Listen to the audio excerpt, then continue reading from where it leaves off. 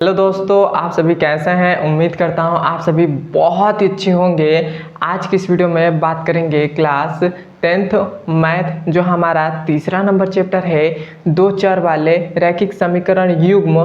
सबसे पहले तो हम जानेंगे कि दो चर वाले रैखिक समीकरण युग्म में हम क्या क्या पढ़ेंगे। 2023 और 24 के सिलेबस से 2024 और 25 के सिलेबस में बहुत ही कम हो गया है। 2023 के सिलेबस में हमें 6 प्रश्नावली थे, लेकिन 2024-25 के सिलेबस में हमें केवल 3 ही प्रश्नावली पढ़ना है। तो आइए अब हम जानते हैं वह 3 प्रश्नावली कौन कौन सी पढ़ना है। तो देखिए, हमारे पास प्रश्नावली नंबर 3.1 है जो ग्राफीय विधि। यह हमें नहीं पढ़ना है, यह हमें नहीं पढ़ना। किस किस बोर्ड में नहीं पढ़ना है? एक तो यूपी बोर्ड में नहीं पढ़ना है, एमपी बोर्ड में नहीं पढ़ना है और राजस्थान बोर्ड में भी नहीं पढ़ना है। या हमें 3 बोर्ड में नहीं पढ़ना, मतलब अधिकतर बोर्ड में, अब हम 3 ही के केवल बता रहे हैं। अधिकतर बोर्ड में हमारे पास 3.1 कट गए हैं, 3.2 है। ये यूपी बोर्ड में, एमपी बोर्ड में और राजस्थान बोर्ड में ये 3.2 है, और 3.3 भी है और 3.4 भी है। मतलब यही 3 हमें प्रश्नावली पढ़ना है। और 3.5 और 3.6 ये दोनों हमारे पास ये तीनों हमारे पास सिलेबस से कट चुके हैं। लेकिन बिहार बोर्ड में हमें ये 6 सिलेबस पढ़ना है, मतलब 6 एक्सरसाइज है, वो हमें 6 एक्सरसाइज पढ़ना है। लेकिन यूपी बोर्ड में, एमपी बोर्ड में, राजस्थान बोर्ड में केवल हमें प्रश्नावली नंबर 3.2, 3.1, 3.3, 3.4, बस हमें यही केवल 3 प्रश्नावली पढ़ना है। तो यूपी बोर्ड में, एमपी बोर्ड में और राजस्थान बोर्ड में ये जो 3.3 है, 3.2 है, या 3 यहाँ पर 1 दे दिए गए और यहाँ पर 3.2 दे दिए गए, 3.3 दे दिए गए, बस यही दिया है। तो ये तो पहले जान लीजिए कि हमें क्या क्या पढ़ना है। देखिए, यूपी बोर्ड में केवल हमें, यूपी बोर्ड, एमपी बोर्ड और राजस्थान बोर्ड में केवल हमें ये तीनों पढ़ना है, केवल ये हमें तीनों पढ़ना है। और बिहार बोर्ड में हमें ये 6 सिलेबस पढ़ना, मतलब 6 एक्सरसाइज हमें पढ़ना है। अब आपको क्लियर हो गया होगा कि आप जिस बोर्ड से होंगे आप अपने बोर्ड का देख लीजिएगा और उस हिसाब से आप तैयारी करिएगा। तो अब आपको मालूम हो गया कि हमें क्या क्या इस प्रश्नावली में पढ़ना है। इतना बात क्लियर हो गया है। अब हम समझेंगे कि हमारे पास चैप्टर का नाम है दो चर वाले रैखिक समीकरण युग्म। तो दो चर वाले रैखिक समीकरण युग्म का मतलब क्या होता है? जैसे हम यहाँ पर एक समीकरण लिख रहे हैं, यहाँ पर हम एक समीकरण लिख रहे हैं, x प्लस में 2y और इक्वल टू में 1। या हमने एक समीकरण लिख दिया। अब हम समझेंगे कि समीकरण का मतलब क्या है। जैसे दो चर, इसका मतलब क्या है? दो चर का मतलब सबसे पहले तो हम समझेंगे कि ये जो हमारे पास दो चर है, इसका मतलब क्या है। तो दो चर का मतलब है कि जब भी हमें कोई समीकरण दे देगा, मान ले रहे हैं कि ये जो समीकरण दिया है इसमें हमेशा दो चर होंगे। एक देखिए, इसमें x है और दूसरा क्या है? y है। तो हमेशा यही दो चर का मतलब है कि जब भी हमें जब भी हमें कोई समीकरण देगा तो वह दो चर में देगा। क्लियर है? यहाँ तक दो चर में देगा। उसके बाद है रैखिक समीकरण। रैखिक मतलब क्या होता है? रैखिक मतलब होता है कि जिसमें चर का अधिकतम घात, मतलब ये समीकरण है तो इसमें चर का अधिकतम घात कितना दिखाई दे रहा है? 1 दिखाई दे रहा है। तो चर का अधिकतम घात 1 रहेगा, तो वही उसी को, जब चर का अधिकतम घात 1 रहता है तो उसे हम रैखिक बोलते हैं। ये बात क्लियर हो गया। उसके बाद हम समझेंगे समीकरण मतलब जब भी हम इक्वल टू लगा देते हैं, कुछ भी हम इधर लिख देते हैं तो वो हमारा क्या हो जाता है? समीकरण हो जाता है। जैसा अभी हमने पिछले क्लास में बहुपद पढ़ा था, तो वो किस प्रकार था? जैसे इस प्रकार था, x प्लस में 3y और प्लस में 2। मतलब हमारे पास जो बहुपद था इस प्रकार का हमारा बहुपद था। और ये इसी के हम आगे, मतलब इसी के आगे हम इक्वल टू लगा कर यहाँ पे 0 कर देंगे, तो ये हमारा समीकरण, ये जो हमारे पास हो, ये जो बहुपद था वह समीकरण में बदल जाएगा। तो केवल बस इतने का फर्क होता है। यदि इक्वल टू के इधर कुछ भी लग गया तो वह क्या हो जाएगा? वह जो होगा वह समीकरण हो जाएगा। अब आपको समीकरण भी समझ में आ गया। अब हम समझेंगे कि युग्म का मतलब क्या होता है। युग्म का मतलब होता है जोड़ा। युग्म का मतलब क्या होता है? जोड़ा होता है। तो जैसे हमने यहाँ पर एक समीकरण ये लिखा है और दूसरा समीकरण ये लिखा है, तो हमें ऐसे ही दो समीकरण देंगे। मतलब हमारे प्रश्नावली में जब हम सवाल करेंगे तो ये ऐसे ही हमें दो समीकरण देंगे और उस समीकरण से हम हल करेंगे। ये बात क्लियर हो गया है कि अब हमें युग्म का मतलब होता है जोड़ा। मतलब हमें सवाल में दो समीकरण देंगे, उस समीकरण को हम हल कर उससे हम आंसर को लाएंगे। यहाँ तक आपको क्लियर हो गया होगा। अब आपको एक बात और समझा देता हूँ। जैसे ये है हमारे पास है कि जब a1 बटा में a2 not equal to b1 बटा में b2 होगा, तो रैखिक जो समीकरण होगा वह संगत है होगा और इसका जो हल होगा वह एक अद्वितीय हल होगा। अद्वितीय हल मतलब कि इसका केवल एक हल होगा। मतलब हमारे पास ये a1 बटा a2 b1 बटा b2 ये आप लोग नहीं समझा होगा, तो अभी मैं आपको एक एग्जाम्पल देकर आपको समझाता हूँ। जैसे यहाँ पर हमारे पास है x प्लस में 2y और यहाँ पर प्लस में है 3 इक्वल टू में 0। यहाँ पर हम एक और इस समीकरण ले रहे हैं, जैसे 2x प्लस में नहीं माइनस ले रहे हैं, माइनस का 5y प्लस में 6 इक्वल टू में 0। हमने ये दो समीकरण ले लिया, ये समीकरण नंबर 1 है और ये समीकरण नंबर 2 है।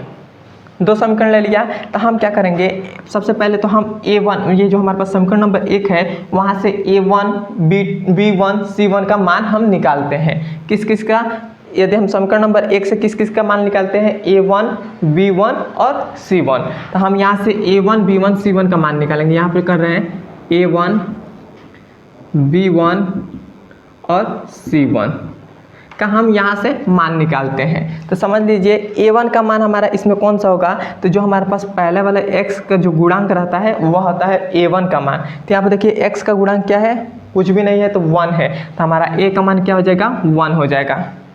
1 हो गया। अब देखिए और जो हमारे पास b1 का मान होता है वह y का गुणांक होता है, तो y का गुणांक क्या है, 2 है, तो हमारे पास b का मान क्या हो जाएगा, b1 का मान क्या हो जाएगा, 2 हो जाएगा। क्लियर है। और जो हमारे पास c1 का मान है, तो ये जो लास्ट में रहता है अचर पद उसको बोलते हैं, वो हमारे पास c1 का मान होता है, तो ये हो जाएगा c1 का मान। क्लियर है। अब हम ये जो दूसरा नंबर समीकरण है यहाँ से हम a2 का मान निकालते हैं, b2 का मान निकालते हैं और c2 का मान निकालते हैं। यहीं से हम समीकरण नंबर 2 से a2 b2 और c2 का मान हम यहीं से निकालते हैं। तो यहाँ पे देखिए a2 का मान क्या हो जाएगा, इस x का गुणांक, तो x का गुणांक क्या है, 2 है, तो ये हो जाएगा 2। b2 का मान क्या हो जाएगा, y का गुणांक, तो y का गुणांक क्या है, माइनस का 5 है, तो यहाँ पर हो जाएगा माइनस का 5। हमेशा साइन के साथ उठाते हैं, यहाँ पर प्लस प्लस था तो इसलिए हमने प्लस को नहीं लिखते हैं, तो इसलिए हमने आपको बताया नहीं। तो हमारे पास b2 का मान क्या हो जाएगा, y का गुणांक, मतलब y का गुणांक क्या है, माइनस का 5 है, तो माइनस का 5 हो गया। c2 का मान क्या हो जाएगा, ये लास्ट वाला, तो लास्ट वाला क्या है, 6 है, तो ये हो जाएगा 6। क्लियर है। अब देखिए अब हमारे पास है a1 बटा में a2 बराबर नहीं है b1 बटा में b2, तो इसका मतलब क्या है, इसका मतलब है a1 बटा में a2, a1 हमारे पास 1 है तो 1 है, a2 हमारे पास क्या है, 2 है, तो 2 हो गया, और b2 हमारे पास b1 क्या है, 2 है, और b2 हमारे पास क्या है, माइनस का 5 है। तो ये दोनों देखिए बराबर हो रहा है कि नहीं, मतलब a1 बटा में a2 b1 बटा में b2, यहाँ पर हमने इसके जगह पर हमने ये रखा, तो यहाँ पर देखिए दोनों बराबर हो रहे हैं कि नहीं, नहीं हो रहे हैं, बराबर नहीं हो रहे हैं। तो जब ऐसा केस होगा, ऐसा जब हमारे पास केस होगा तो उसका जो हल होगा वह अद्वितीय हल होगा। अद्वितीय हल मतलब क्या होता है कि इसका एक हल होगा, क्या, उसका एक हल होगा, और जो हमारे पास वो समीकरण होगा संगत होगा, जो हमारे पास समीकरण होगा, समीकरण युग्म वह संगत होगा, और इसका जब हम ग्राफ जब हम इसका बनाएंगे तो वह प्रतिच्छेदी करेगा, प्रतिच्छेद रेखा बनेगा। प्रतिच्छेद रेखा मतलब ऐसे हमारे पास क्रॉस ऐसे ऐसे ऐसे कुछ भी हमारे पास ऐसे मतलब प्रतिच्छेद करेगा, मतलब दो बिंदु को काटेगा। अब आपको समझ में आ गया होगा कि अब हमारे पास ये जो है वो ग्राफ पर जब हम बनाएंगे तो इसका जो रेखा बनेगा वह प्रतिच्छेद करेगा। तो यहाँ पर हम लिख दे रहे हैं प्रतिच्छेद, यहाँ पर हम लिख दे रहे हैं रेखा जो होगा वो प्रतिच्छेद करेगा, प्रतिच्छेद रेखा होगा, इसका जो होगा वह प्रतिच्छेद रेखा होगा। क्लियर है यहाँ तक। अब हम समझेंगे इसका कि a1 बटा में a2 b1 बटा में b2 बराबर नहीं है c1 बटा में c2। तो जब हमारे पास ऐसा केस बनता है तो उस समय जो हमारे पास समीकरण होगा वह असंगत होगा और उसका कोई हल नहीं होगा, उसका कोई हल नहीं होगा। जब हमारे पास a1 बटा में a2 b1 बटा में b2 बराबर नहीं होगा c1 बटा में c2, तो उस समय जो हमारे पास केस बनेगा वह होगा असंगत बनेगा और उसका कोई हल नहीं होगा। जैसे मान ले रहे हैं कि यहीं पर हम लिख दें, एक एग्जाम्पल से दे रहे हैं, जैसे यहाँ पर हम लिख दें कि 1/2 बराबर है 1/2, लेकिन बराबर नहीं है 3/5। तो जब हमारे पास ऐसा केस बनेगा, यहाँ पे देखिए ऐसा जब हमारे पास केस बनेगा A1 बटा 1/2 1/2 अब बराबर नहीं है 3/5। तो जब ये हमारे पास बराबर नहीं होगा तो जब हमारे पास उसका जो समीकरण होगा वह असंगत होगा और उसका कोई हल नहीं होगा। और जो वो ये जो रेखा बनेगा, मतलब इसका जो रेखा बनेगा वो क्या रेखा बनेगा, समांतर बनेगा। मतलब इसका जब ग्राफ हम रेखा बनाएंगे तो इसका ऐसे समांतर बनेगा, एक दूसरे के सामने बनेगा। क्लियर है यहाँ तक? तो यहाँ पर हम लिख देंगे कि रेखा जो होगा, रेखा वो क्या हो जाएगा, समांतर हो जाएगा।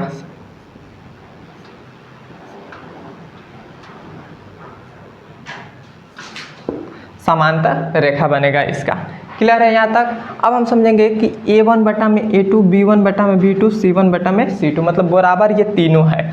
तो उस समय जो अब हमारे पास केस बनेगा तो वो भी क्या हो जाएगा, वो भी संगत ही होगा और उसका जो हल होगा उसका अनेक हल होगा। क्या होगा, उसका अनेक हल होगा। और अनेक हल होगा और उसका जो रेखा होगा, मतलब उसका जब ग्राफ पर हम रेखा खींचेंगे तो वह संपाती रेखा बनेगा।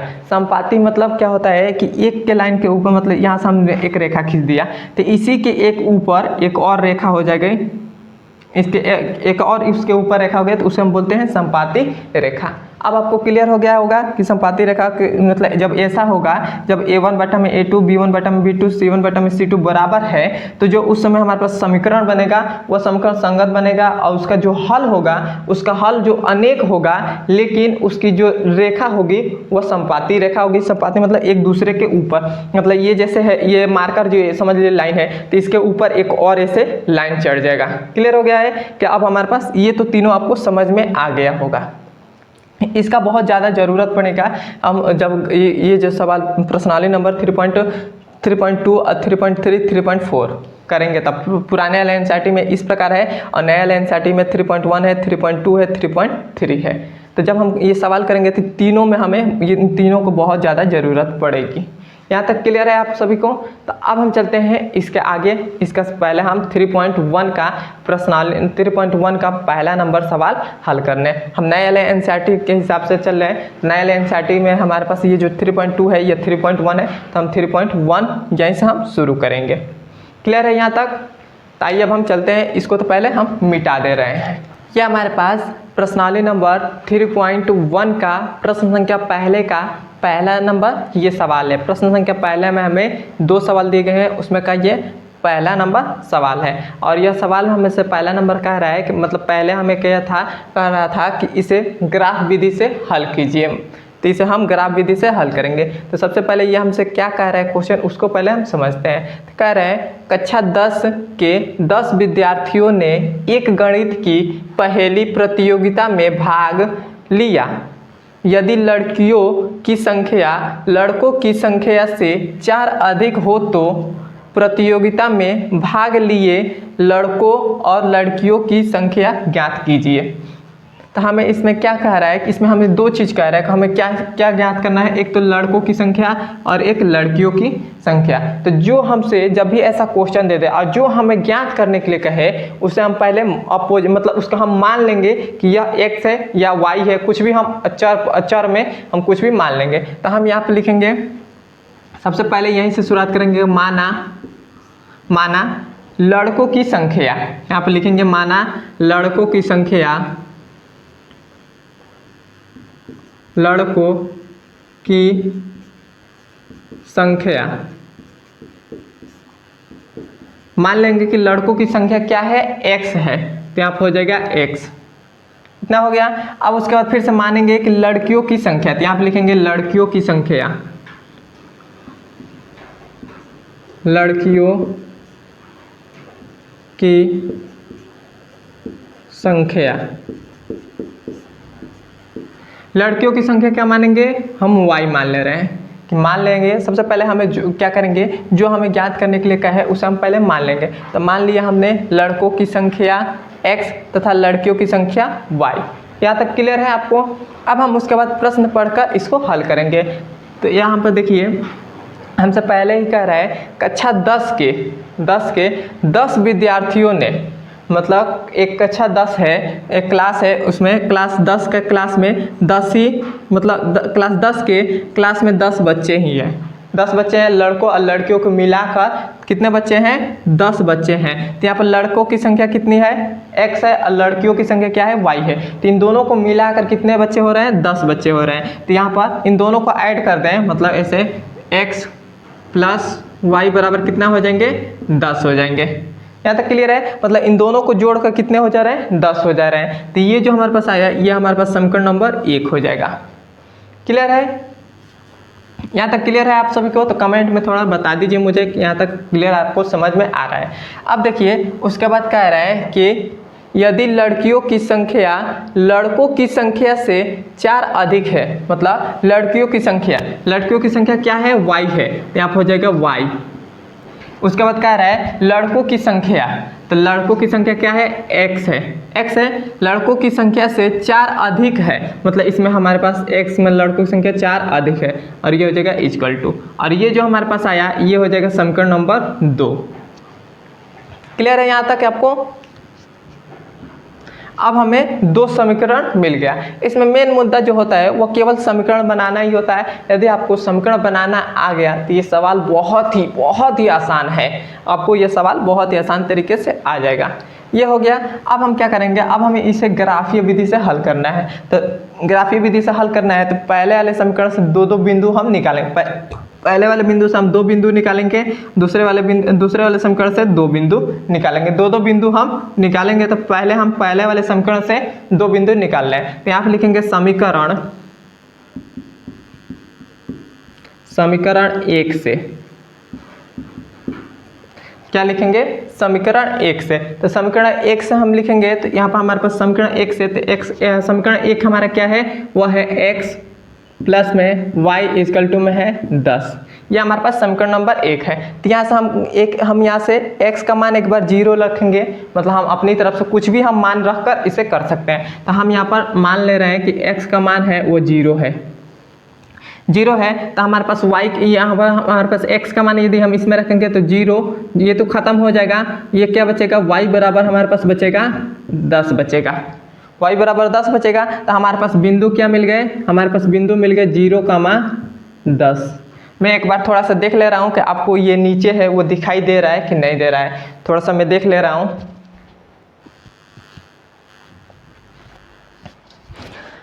हाँ, यहाँ तक आपको स्पष्ट रूप से दिखाई दे रहा है। यहाँ पर मैं एक लाइन कर दे रहा हूँ। हाँ, यहाँ तक आपको दिखाई दे रहा है। तो हमने x का मान एक बार 0 रखा था। हमारे पास पहला जो बिंदु आया वो क्या आ गया? 0,10 आ गया। 10 आ गया। और ये जो हमारे पास होता है, ये जो x है 0 है वह x का मान है, और ये जो 10 है यह y का मान है। ये हमेशा ये हमेशा याद रखिएगा। अब हम यहाँ से क्या करेंगे? फिर से अब हम एक बार y का मान यदि हम यहाँ पर 0 मान ले रहे हैं, तब देखिए क्या आ जा रहा है। y का मान 0 मानेंगे तो ये हमारे पास खत्म हो जाएगा। तो x बराबर क्या आ जाएगा? x बराबर आ जाएगा 10 आ जाएगा। तो हमारे पास बिंदु क्या मिले? हमारे पास बिंदु मिले 10,0। हमेशा मतलब हम हमेशा x, y ही लिखते हैं। x, y के बिंदु में लिखते हैं, मतलब x पहले रहेगा, दूसरे नंबर पर y रहेगा।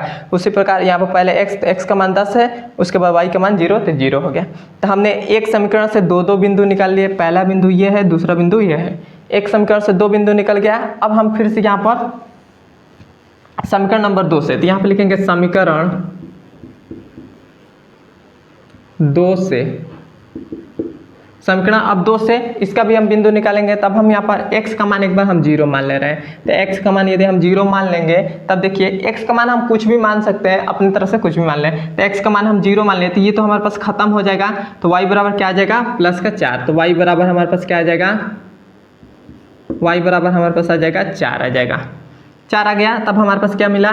बिंदु जो मिला वो मिला 0,4 मिल गया। 0,4 मिल गया। अब हमने एक बार तो x का मान 0 माना, अब हम इस बार y का मान 0 मान ले रहे हैं। तो यहाँ पर y का मान यदि हम 0 मान लें, तब देखिए क्या आ जा रहा है? y का मान 0 मानेंगे तब हमारे पास ये हो जाएगा 0 इक्वल टू में x प्लस 4 हो जाएगा। x प्लस 4 हो जाएगा। अब हम इस 4 को हम इधर इक्वल टू के इधर भेजेंगे। तो इधर प्लस में है तो इक्वल टू के इधर जाएगा तो क्या आ जाएगा? ये हमारे पास हो जाएगा x बराबर माइनस का 4 हो जाएगा। तब हमारे पास बिंदु क्या मिल गया, बिंदु मिल गया माइनस का 4 कामा 0। तो अब हो जाएगा माइनस का 4 कामा 0। अब हमने हमारे पास इस समीकरण नंबर 1 के भी दो बिंदु मिल गए, समीकरण नंबर 2 के भी हमारे पास 2 बिंदु मिल गए। ये हमारे पास अब 2 बिंदु मिल गए। तब हम इसे ग्राफ पर दर्शाएंगे। तो सबसे पहले तो हम यहाँ पर ग्राफ एक बना ले रहे हैं।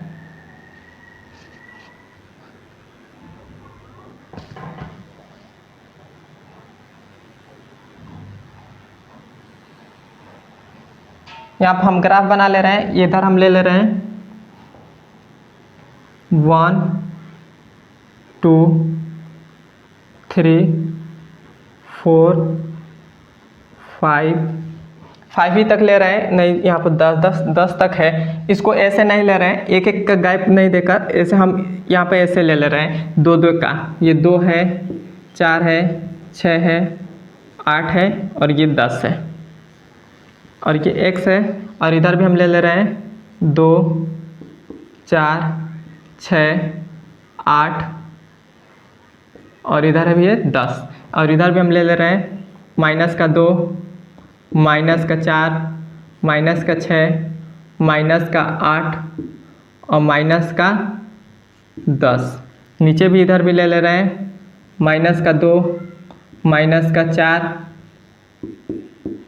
माइनस का 6, माइनस का 8 और माइनस का 10। ये हमने ले लिया। ये y होता है, ये y डैश होता है, या x डैश होता है और ये x होता है। अब हमने यहाँ पर ग्राफ लिख दिया। अब हम इस बिंदु को पहले हम दर्शाएंगे। तो हम पहले वाले समीकरण के बिंदु को हम यहाँ पर इस ग्राफ में दर्शाएंगे। तो पहला वाला बिंदु क्या है, 0 कामा 10 आया है। तो 0 हमारे पास x अक्ष का होता है और ये पहला वाला x अक्ष, दूसरा वाला y अक्ष होता है। तो 0 x अक्ष पर कहाँ है, तो 0 यहाँ पर है, यहाँ पर है। और y अक्ष पर 10 कहाँ है, तो यहाँ पर है। तो दूसरा हमारे पास ये बिंदु यहाँ पर हो गया। यहाँ तक हो गया। तो ये हमारे पास क्या बिंदु मिला, इसको हम मिटा दे रहे हैं, यहाँ पर लिख दे रहे हैं। ये हमारे पास मिला 0 कामा 10, ये हो गया। उसके बाद हमारा दूसरा है x अक्ष पर 10, y अक्ष पर 0। तो x अक्ष पर 10 कहाँ है, यहाँ पर है। y अक्ष पर 0 कहाँ है, यहाँ पर है। तो ये क्या हो जाएगा 10 कामा 0, 0 हो गया। अब हम इसको मिला देंगे। इसको मिला देंगे तो हम इसको रेड मार्कर से मिला दे रहे हैं। देखिए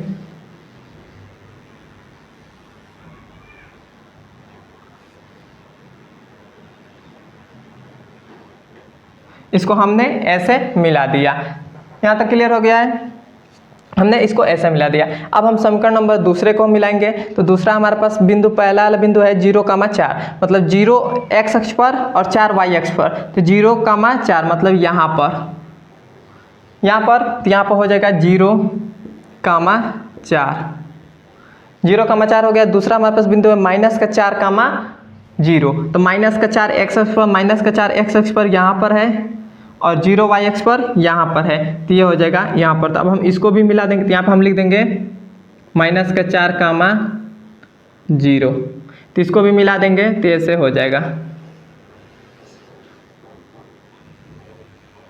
ऐसे हो जाएगा। और ये जो हमारे पास यहाँ पर बिंदु कट कर रहा है, यहाँ पर ये जो हमारे पास बिंदु आएगा, यदि हम ग्राफ पर सही तरीके से बनाते हैं तो यहाँ पर जो बिंदु ये कट कर रहा है, यहाँ पर हमारे पास बिंदु मिलेगा 3 कामा 7 मिलेगा, 3 कामा 7 मिलेगा। यहाँ पर जो बिंदु कट कर रहा है वो 3 कामा 7 मिलेगा। तो यहाँ पर हम ये भी लिख दे रहे हैं कि ये हमारे पास समीकरण 2 का है। तो y बराबर x प्लस 4 और ये हमारे पास है x प्लस y बराबर 10 है। तो हमारे पास ये समीकरण का है। तो ये जो हमारे पास यहाँ पर कट कर रहा है वो हमारे पास बिंदु मिलेगा 3 कामा 7, 3 कामा 7 मिलेगा। तो अब हमारे पास ये जो 3 कामा 7 मिला है, यहीं से हमारे पास लड़कों की संख्या और लड़कियों की संख्या ज्ञात होगी। तो पहले वाला हमारा क्या होता है, वह x होता है। तो x हमने किसका माना था, लड़कों की संख्या। तो लड़कों की संख्या हमारे पास कितनी हो जाएगी, 3 हो जाएगी। तो ये हो गया 3, क्लियर है। और दूसरा वाला y माना था, तो y हमारे पास लड़कियों की संख्या है। तो लड़कियों की संख्या कितनी है, 7 है। तो ये हो जाएगा 7। तो हमारे पास लड़कों की संख्या कितने आ गए, 3 आ गए, और लड़कियों की संख्या कितने आ गए, 7 आ गया। और यही हमारा आंसर हो जाएगा। आपको यहाँ तक तो आपको समझ में आ गया होगा। नहीं समझ में आया है तो फिर से ये वीडियो को दोबारा देखिए, और आपको 100% कहता हूँ कि दोबारा देखेंगे तो आपको बहुत ही आसान तरीके से और भी आसान तरीके से समझ में आने लगेगा। अब हम चलते हैं इसके दूसरे नंबर सवाल पर, पहले का दूसरा नंबर सवाल हल करने। अब वीडियो आपको अच्छा लग रहा है तो कमेंट भी कर दीजिए, बता दीजिए, और हमारे चैनल पर नए हैं तो सब्सक्राइब भी कर दीजिएगा। यह हमारे पास पहले का दूसरा नंबर सवाल है। यह हमसे कह रहा है 5 पेंसिल तथा 7 कलमों का मूल्य 50 है, मतलब 50 रुपये है, जबकि 7 पेंसिल तथा 5 कलमों का कुल मूल्य 46 रुपये है। एक पेंसिल का मूल्य तथा एक कलमों का मूल्य ज्ञात कीजिए। तो सबसे पहले हमें इसमें क्या हम कह रहा है, हमसे इसमें कह रहा है कि एक पेंसिल और एक कलमों का मूल्य ज्ञात करने के लिए हमसे कह रहा है, मतलब एक पेंसिल और एक कलम का मूल्य हमसे ज्ञात करने के लिए कह रहा है। तो जब भी हमें कुछ भी चीज़ ऐसा हमें ज्ञात करने के लिए कह दें तो हम क्या करते हैं, अपने तरफ से हम मानते हैं, क्या करते हैं, अपने तरफ से हम मानते हैं कि यह x है, जिसे एक कलम का मूल्य x रुपये तथा दूसरे एक कलम है, उसके बाद दूसरे मतलब एक पेंसिल का मूल्य है वह y रुपये है। तो ऐसे हम मानेंगे। तो यहाँ पर हम लिखेंगे माना, यहाँ पर पहले ही लिखेंगे माना। माना हमसे क्या कर रहा है, एक पेंसिल, तो यहाँ पर लिखेंगे माना एक पेंसिल, माना एक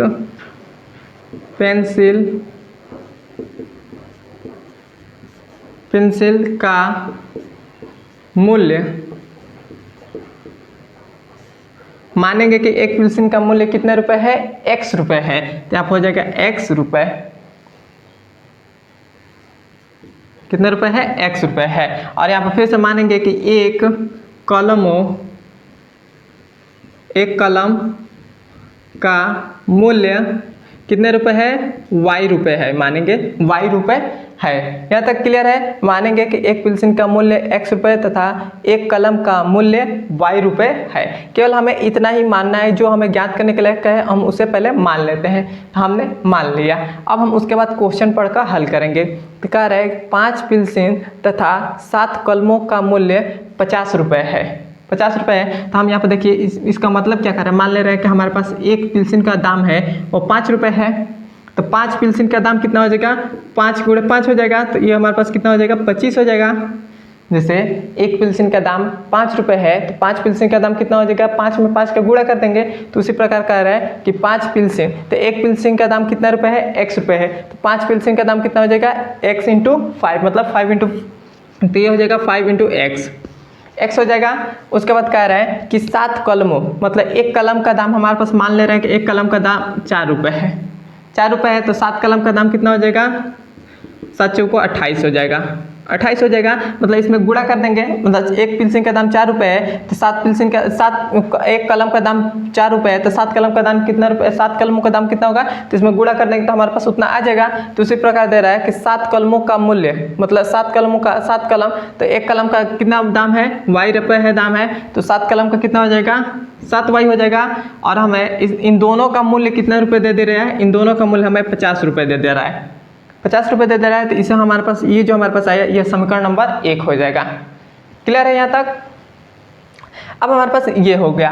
अब हम उसके आगे कह रहे हैं कि 7 पेंसिल तथा 5 कलमों का मूल्य 46 रुपये है, मतलब 7 पेंसिल, तो एक पेंसिल का दाम कितने रुपये है, x रुपये। तो 7 पेंसिल का दाम कितना हो जाएगा, 7x हो जाएगा, प्लस उसके बाद कह रहा है 5 कलमों का मूल्य, तो एक कलम का मूल्य कितने रुपये है, y रुपये है। तो 5 कलम का कितना हो जाएगा, 5y, और कितने रुपये में मिल रहा है, 46 रुपये में। तो ये हो जाएगा 46 रुपये।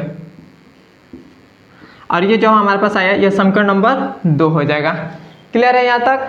अब हमारे पास 2 समीकरण मिल गए। तब हम इन दोनों समीकरण से क्या करेंगे, अब हम 2 बिंदु निकालेंगे, मतलब एक समीकरण से 2 बिंदु निकालेंगे और एक समीकरण से 2 बिंदु निकालेंगे। तो आइए अब हम निकालते हैं 2 बिंदु, दोनों समीकरण से 2 बिंदु निकालते हैं। तो हम पहले यहाँ पे लिखेंगे समीकरण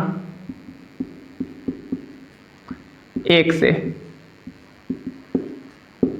क्या लिखेंगे समीकरण 1 से। तो समीकरण 1 हमारे पास ये है, तो वो क्या है, यहाँ पे लिख देंगे 5x प्लस में 7y और इक्वल टू में क्या है 50। ये हमारे पास है। तो यहाँ से हम क्या करेंगे, अब हम यहाँ से बिंदु निकालेंगे तो हम अपने तरफ से कुछ भी x का मान कुछ भी मान लें या y का मान कुछ भी मान लें। तो हम यहाँ से अपने तरफ से x का मान हम मान ले रहे हैं कि x का मान 3 है। तो x का मान यदि हम 3 मान ले रहे हैं तब देखिए क्या आ रहा है, यहाँ पर x के जगह पर 3 रखेंगे तो हमारे पास 5 × 3 हो जाएगा, प्लस में 7y इक्वल टू में 50 हो जाएगा। इतना हो जाएगा, 5 या 15 हो जाएगा, प्लस में ये हो जाएगा 7y, इधर हो जाएगा 50। 15 को इधर भेजेंगे तो हमारे पास इधर माइनस में हो जाएगा। जब हम 15 को इक्वल टू के इधर भेजेंगे तो इधर हमारे पास माइनस में 15 हो जाएगा। और जब हम इसमें से घटा देंगे तो हमारे पास कितना बचेगा, 7y इक्वल टू में 50 में से 15 को घटा देंगे तो 40 5 45, मतलब हमारे पास 35 बचेगा। 35 बचेगा और 7 करने 7 7 बचे 35। तो y का मान कितना आ गया, y का मान हमारे पास आ गया 5 आ गया। पता नहीं आपको नीचे दिखाई दे रहा हो कि नहीं, तो आप बोल रहे हैं तब आप कॉपी में लिखते रहिएगा। तो यहाँ पर हमारे पास y का मान कितना आ गया, 5 आ गया। तो हमारे पास बिंदु क्या मिल गया, बिंदु हमारे पास मिल गया 3,5। तो हमारे पास पहला बिंदु मिल गया, 3,5 मिल गया। अब हम फिर से क्या करेंगे, एक बार हम अब हमने x का मान 3 माना था, अब हम y का मान कुछ मानेंगे। तो ये इस बार हम y का मान 0 मान ले रहे हैं। तो यहाँ पर लिखेंगे y बराबर 0। तो y बराबर 0 रखेंगे तो ये तो हमारे पास पूरा पार्ट खत्म हो जाएगा, क्योंकि 0 से 7 में गुणा करेंगे तो ये खत्म ही हो जाएगा। खत्म हो गया। तो अब देखिए ये हमारे पास हो जाएगा 5x इक्वल टू में हो जाएगा 50। 5 अब 5 10 में 50। तो x का मान कितना आ गया, 10 आ गया। तो हमारे पास बिंदु क्या मिल गया, 10,0। तो हमारे पास एक बिंदु ये मिल गया, पहला बिंदु ये, दूसरा बिंदु ये मिल गया, मतलब एक समीकरण से दो बिंदु मिल गए। यहाँ तक क्लियर है। अब हमने 2 बिंदु निकाल लिए। अब हम फिर से समीकरण नंबर 2 से 2 बिंदु निकालते हैं। तो यहाँ पर हम खींचेंगे एक लाइन और यहाँ से लिखेंगे समीकरण 2 से। समीकरण 2 हमारे पास क्या है, वह है 7x प्लस में 5y और इक्वल टू में 4 है, इक्वल टू में 46 है। इतना है। 1 मिनट रुक जाइए। यह हमने समीकरण यहाँ पर लिख दिया। अब हम फिर से जिस प्रकार यहाँ पर हमने x का मान अपने तरफ से माना था और y का मान x अपनी तरफ से माना था, उसी प्रकार हम यहाँ पर भी मानेंगे। तो यहाँ पर देखिए हमें क्या करना होगा, यहाँ पर थोड़ा सा हमें सोच करना पड़ेगा, क्योंकि यहाँ पर जो हमारे पास है इधर बड़ा अंक वाला है। तो मतलब हम ऐसा सोचें कि इधर हमारे पास छोटा आ जाए, मतलब अंक जो है वह मतलब x और y का मान जो है वो छोटा आ जाए, क्योंकि हमें ग्राफ बनाने में थोड़ी सी आसानी पड़ेगी। यहाँ तक क्लियर है। तो हम यहाँ पर x का मान क्या लें कि हमें इधर में हमारे पास y का मान है वो छोटा आ जाए। तो यहाँ पर हम x का मान यदि 8 ले लें, x का मान 8 ही ले ले रहे हैं। x का मान यदि हम 8 ले ले रहे हैं तो यहाँ पर 8 ले ले रहे हैं, तो 8 तो ये आप 8 ले लें तो यहाँ पर हो जाएगा, तो ये हो जाएगा 60 × 8 प्लस 5y इक्वल टू क्या हो जाएगा, 44। इतना हो जाएगा।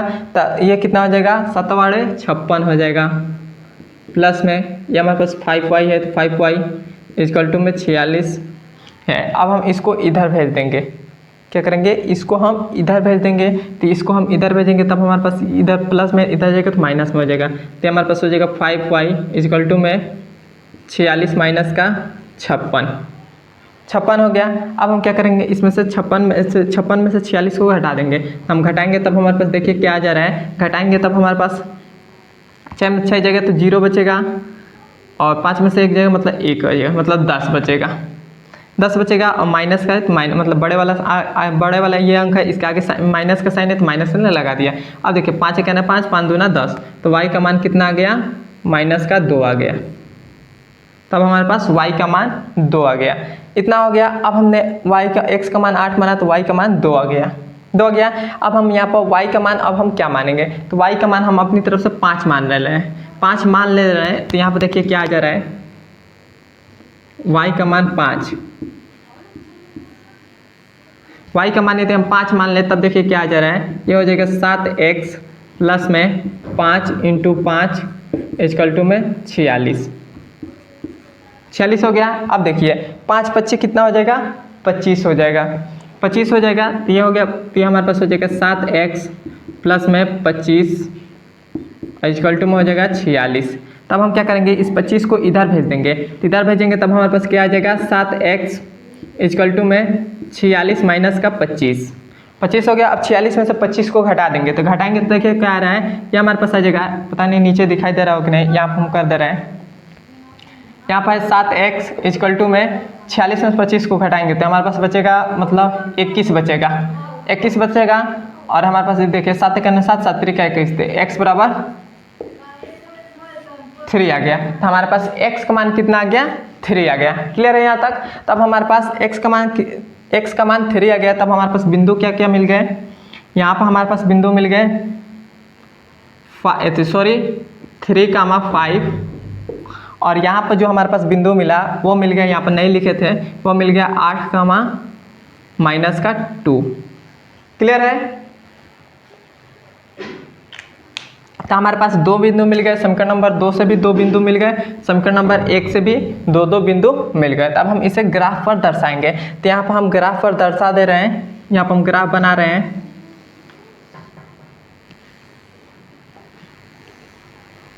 इधर भी हम 2 का ले रहे हैं, 2 4 6 8 और 10। मैं एक बार थोड़ा सा देख ले रहा हूँ कि इधर यहाँ तक आपको दिखाई दे रहा है कि नहीं।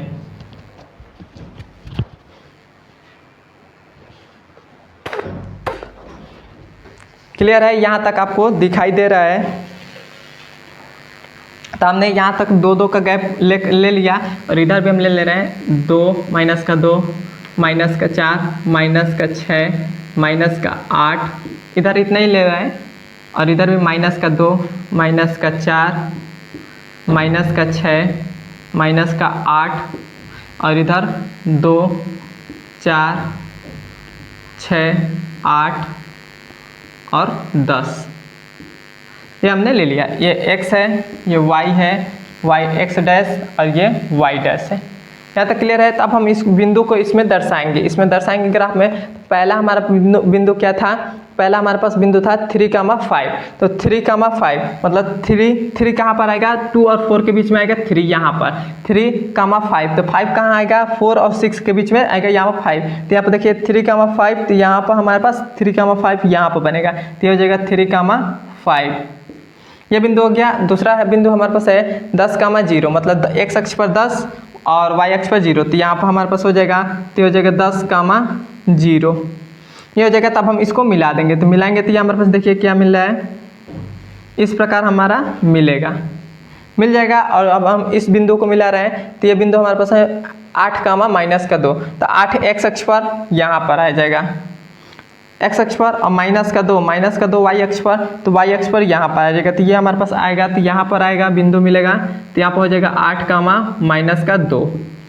यहाँ तक हो गया। उसके बाद हमारे पास ये बिंदु है 3,5। तो 3 हमारे पास कहाँ है, 3 x अक्ष पर मतलब यहाँ पर है 3 और 5 मतलब यहीं पर हमारे पास बिंदु मिल गए। तो इसको भी हम ऐसे मिला देंगे, तो ऐसे मिलेगा, ऐसे मिल गया। तो ये जो हमारे पास यहाँ पर बिंदु कट कर रहा है, तो ये हमारे पास बिंदु क्या है, 3,5 है। तो 3,5 है, तो पहले वाला x होता है, दूसरा वाला y होता है। तो हमने x किसका मान माना था, पिल्सिन का मूल्य। तो x पिल्सिन का मूल्य कितने रुपए हो जाएगा, 3 रुपये हो जाएगा, 3 रुपये। और y का मान कितना हो जाएगा, मतलब एक कलम का मूल्य कितना रुपये हो जाएगा, 5 रुपये हो जाएगा। तो यहाँ पर हो जाएगा 5 रुपये। क्लियर है यहाँ तक। और ये हमारा ग्राफ हो जाएगा। यहाँ तक आपको समझ में आया है तो कमेंट में बताइएगा, और हमारे चैनल पर नए हैं तो सब्सक्राइब भी कर दीजिएगा। और वीडियो आपको कैसा लगा है कमेंट में एक बार ज़रूर बताइएगा। अब हम मिलते हैं इसके अगले नंबर वीडियो में। धन्यवाद।